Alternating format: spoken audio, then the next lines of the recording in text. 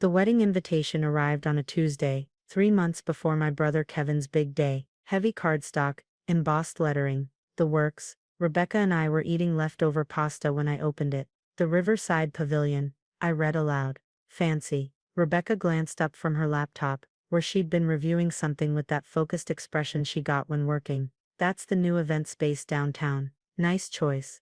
I should have noticed the slight smile on her face, should have questioned why she knew about venue details. But I was too busy dreading the inevitable family commentary about my current situation. 2 weeks later, my mother called. "So you're coming to the wedding, obviously," she said, without preamble. No greeting, no "how are you?" "Of course, Mom." "And Rebecca?" "Yes, Rebecca too." A pause. "Well, I suppose that's fine. Though I'm not sure what she'll talk about with the other guests." Given her situation, Rebecca's situation was that she'd quit her corporate job 8 months ago. She worked from home now, doing something with property consulting that I admittedly didn't fully understand. My family had decided this meant she was unemployed. My own situation wasn't much better in their eyes. I'd left my sales job at a pharmaceutical company to help Rebecca with her business. Partnership, I called it. My father called it throwing away a perfectly good career. "She'll manage, Mom." "Well, your father and I have been thinking. Kevin's paying for this entire wedding himself. You know how successful his practice is. Very expensive venue. It would be appropriate if you contributed somehow." I waited. There was always more with my mother. "Since you're not in a position to help financially," she continued, "perhaps you could help serve, just for the cocktail hour. The venue is providing staff, but family pitching in shows character, earns your place at the table, so to speak." I looked at Rebecca, who'd stopped typing and was watching me with raised eyebrows. "You want me to serve drinks at my brother's wedding?" "It's not serving, exactly. Just helping out, passing some appetizers. Your cousins will understand. They know you're going through a transition period." Rebecca was shaking her head firmly. I could have said no, should have said no. "I'll think about it," I said instead, hating myself. The week before the wedding, my father made it non-negotiable. "Your mother wasn't asking, James. You're serving. Kevin spent $45,000 on this wedding. The least you can do is make yourself useful for an hour." I told Rebecca in our small apartment kitchen. We'd downsized when she left her job, trading our 2-bedroom for a 1-bedroom to build up savings for her business.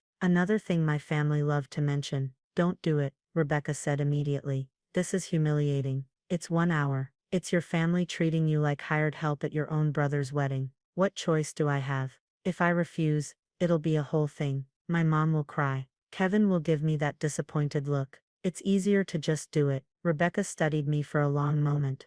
"Okay, if you're doing this, I'm coming too. I'll sit and watch and be there when it's over." "You don't have to." "I'm coming." The Riverside Pavilion was everything the website promised. Floor-to-ceiling windows overlooking the water, crystal chandeliers, a marble lobby that echoed when we walked in. Rebecca paused at the entrance, looking around with an expression I couldn't quite read. "Impressive," she said quietly. My mother intercepted us immediately. She was wearing a silver dress that probably cost more than our monthly rent. "James, good. The catering manager needs you in the prep area. They'll give you your apron and assignment." She glanced at Rebecca. "There are seats in the back corner for extra guests." "Extra guests." Rebecca's voice was dangerously pleasant. "I'm his wife." "Of course, dear. I just meant—" "Oh, never mind. James, go. You have 15 minutes before guests arrive." The prep area was chaos. Real catering staff rushed around with trays and equipment. A hurried woman in a black suit handed me a white serving apron. "You the family volunteer. Great. Take this tray of champagne flutes out during cocktail hour. Circulate, smile, offer drinks. Easy." I tied the apron, feeling my face burn. Through the doorway, I could see guests beginning to arrive. My Uncle Tom, Aunt Patricia, Kevin's college friends in their tailored suits. Rebecca appeared at my elbow. "I'm going to find my seat. You okay?" "Fantastic," I muttered. She kissed my cheek. 1 hour. Then we're at the table together. "I love you." "Love you too." Cocktail hour was every bit as awful as I'd imagined. I walked through the crowd with my tray, watching people I'd known my entire life do double takes when they recognized me. Some pretended not to notice. Others couldn't help commenting. "James, I didn't know you were working here." Aunt Patricia, loud enough for nearby guests to hear. "How resourceful. Just helping out," I said through clenched teeth. Of course, I heard about you leaving your job. Such a shame. And your wife too, both unemployed. These are difficult times. I moved on before I could respond. Found myself near a cluster of Kevin's medical school friends. That's the brother, one of them was saying. The one who quit his job. Wife doesn't work either. Parents are mortified. I offered them champagne with a smile that felt like it might crack my face. An hour stretched into 90 minutes. My feet hurt, my face hurt from fake smiling. I'd been asked 3 times if I was with the venue, and twice if I could fetch someone a specific type of wine from the bar. Through it all, I could see Rebecca in the back corner of the pavilion. She'd chosen a seat near the windows, her laptop bag beside her. She wasn't looking at the party. She was reviewing documents, making notes, occasionally taking phone calls that had her stepping outside. My mother appeared at my shoulder. James, you're doing wonderfully. Very dignified, considering. Considering what? Your circumstances. She patted my arm. It's good for you. Builds character. Shows Kevin you're not too proud to contribute however you can. I watched her walk away, greeting guests with loud exclamations of joy. My father was holding court near the bar, telling stories about Kevin's achievements. He didn't look my way once. The tray was nearly empty when my cousin David cornered me. Man, this is rough, he said, not unkindly. Your folks really making you work your brother's wedding, apparently. And Rebecca's just sitting there. He gestured toward where my wife was still focused on her laptop. She couldn't help out too. She's working. David laughed. Working on what? I thought she quit her job. Before I could answer, the catering manager called out that cocktail hour was ending. I returned my tray, stripped off the apron, and headed for Rebecca. She looked up as I approached, closing her laptop. How bad? Pretty bad. Want to leave? I glanced around. The doors to the main ballroom were opening. Guests were filing in for dinner. Kevin and his fiancée Sarah stood at the entrance, greeting everyone. We should stay for dinner at least, I said. Then we can go. Rebecca nodded, gathering her things. We headed toward the ballroom entrance. Kevin pulled me aside. Hey, thanks for helping out. I know Mom put you on the spot.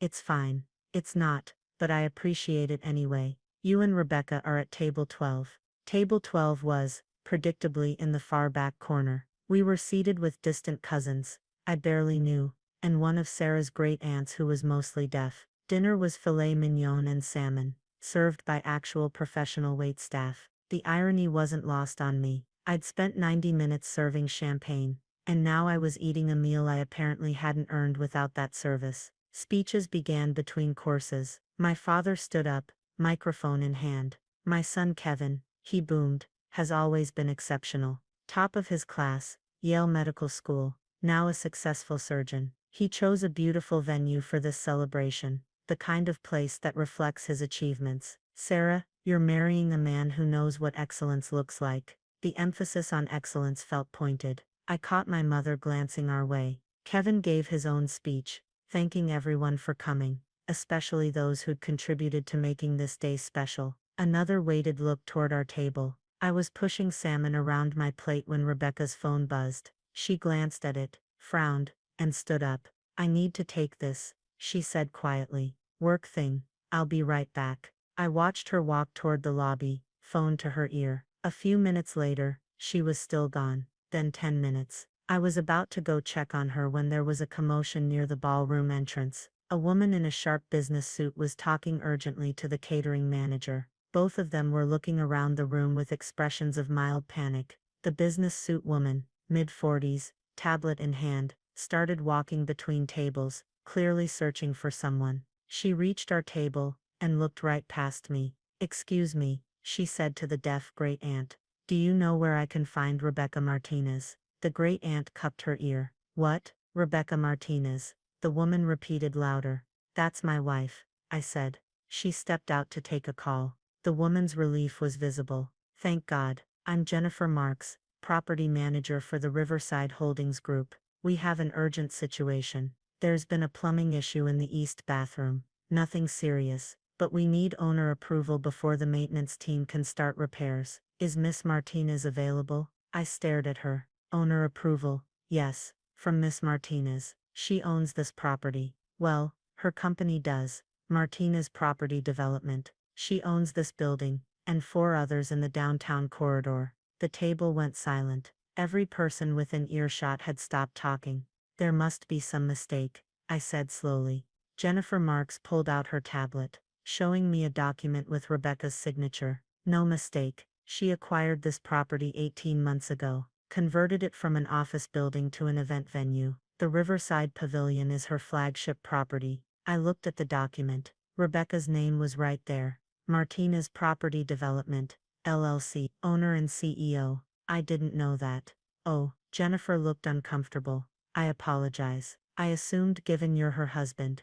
I just need her signature on this repair authorization. The wedding planner was concerned about disrupting the event. Rebecca appeared then, walking back from the lobby. She saw Jennifer and her expression shifted, not surprised, but resigned. Miss Martinez, Jennifer said with relief. I'm so sorry to interrupt your evening. We have a minor plumbing issue. East Wing bathroom, Rebecca said calmly. I saw the alert on my phone. Where do I sign? Jennifer handed her the tablet. Rebecca signed with a few quick strokes, barely breaking stride. Get it fixed quietly, Rebecca said. Don't let it affect the event. And Jennifer? We'll discuss why you approached me during a family event on Monday. Yes, ma'am. Again, my apologies. Jennifer hurried away. Rebecca sat down next to me. Around us the silence was deafening. Everyone at our table was staring. At nearby tables, people were whispering, glancing our way. You own this building, I said.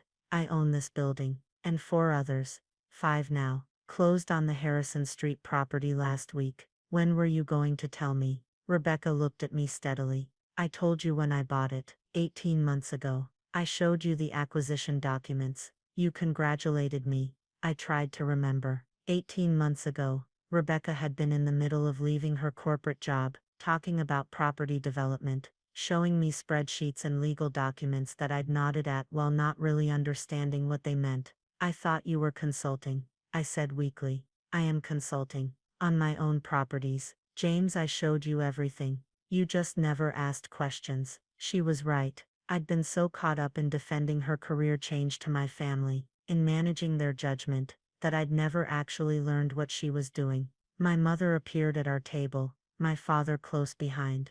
They'd clearly heard the commotion. What's going on? Mom demanded. Who was that woman? Property manager, Rebecca said simply. For the building. What building? This building.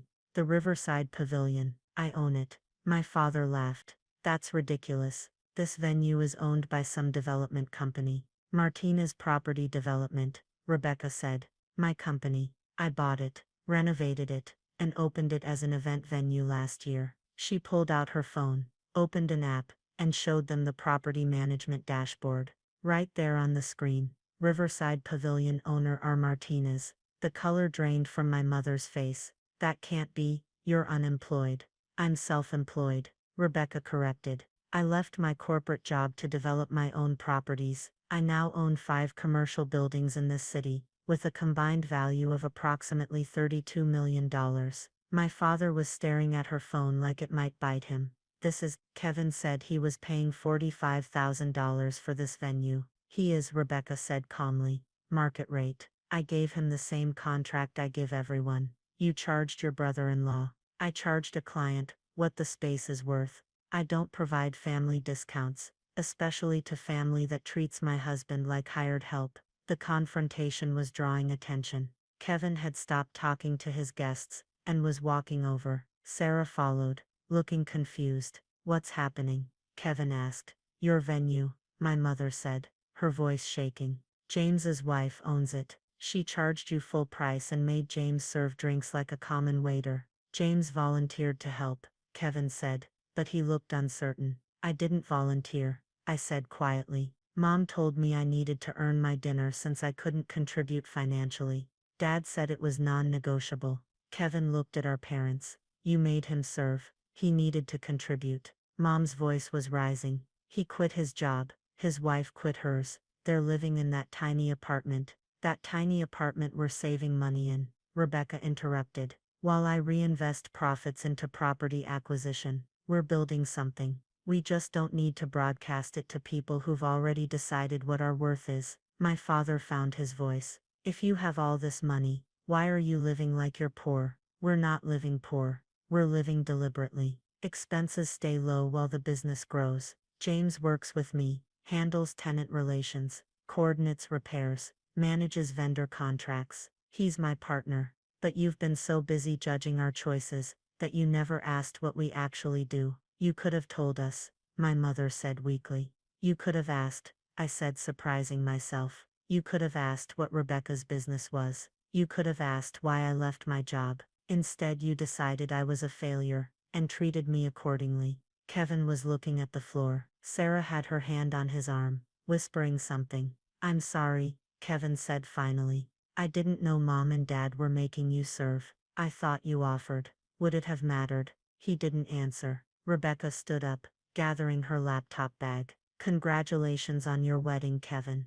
The venue looks beautiful. My team did excellent work. But James and I are leaving now. Rebecca, wait. My mother started. No, Rebecca said firmly. You spent today humiliating my husband, making him serve drinks to people who mocked him, seating us in the back corner like we were an embarrassment, all while standing in a building I own, eating food I contracted, under chandeliers I installed. You owe James an apology. Until he gets one, we're done. She took my hand. We walked toward the exit together. Behind us I could hear my mother starting to cry, my father calling my name, Kevin saying something apologetic. I didn't turn around. Outside, the evening air was cool off the river. Rebecca's car, a modest sedan she'd paid cash for, was in the lot. I'm sorry, she said as we reached it. I didn't mean to blow up your brother's wedding. Don't apologize. That was incredible. I should have told them sooner about the business. I should have paid more attention. Rebecca, I had no idea how successful you've been. She smiled. I tried to tell you. You kept saying that's great, honey, while watching basketball. In my defense, you use a lot of technical real estate terms. Fair. We got in the car, drove away from the Riverside Pavilion, from Rebecca's property, her achievement, the venue my family had used as a weapon against us. What happens now? I asked. Now we go home, order Thai food, watch that show you like. Tomorrow we review the purchase agreement for the Harrison Street property. Next week we have tenant meetings at the 3rd Avenue building. And my family. Rebecca was quiet for a moment. That's up to you. But James, you're not earning your dinner ever again. Not from them. Not from anyone. My phone was buzzing constantly. Kevin calling. Mom calling. Text messages piling up. I turned it off. We drove home to our small apartment with its one bedroom in deliberate modesty. Inside, Rebecca changed out of her dress into sweatpants. I ordered Thai food. We ate it on the couch, her laptop open beside us showing property management dashboards for 5 buildings worth $32 million. You really didn't know, she asked, about the Riverside Pavilion. I really didn't. I remember you talking about acquiring a property downtown, but I didn't connect it to Kevin's venue. I didn't make the connection either, until Kevin got engaged and your mom mentioned where they were having the wedding. By then the deposit was paid. Seemed easier to just let it happen. You watched them humiliate me in your own building. I did, she said quietly. I'm not proud of that. I should have stopped it sooner. Why didn't you? She thought about this. I wanted to see how far they'd go. How they'd treat you when they thought you had nothing. Turns out, pretty terribly. Yeah, my phone lit up. Someone was calling the landline.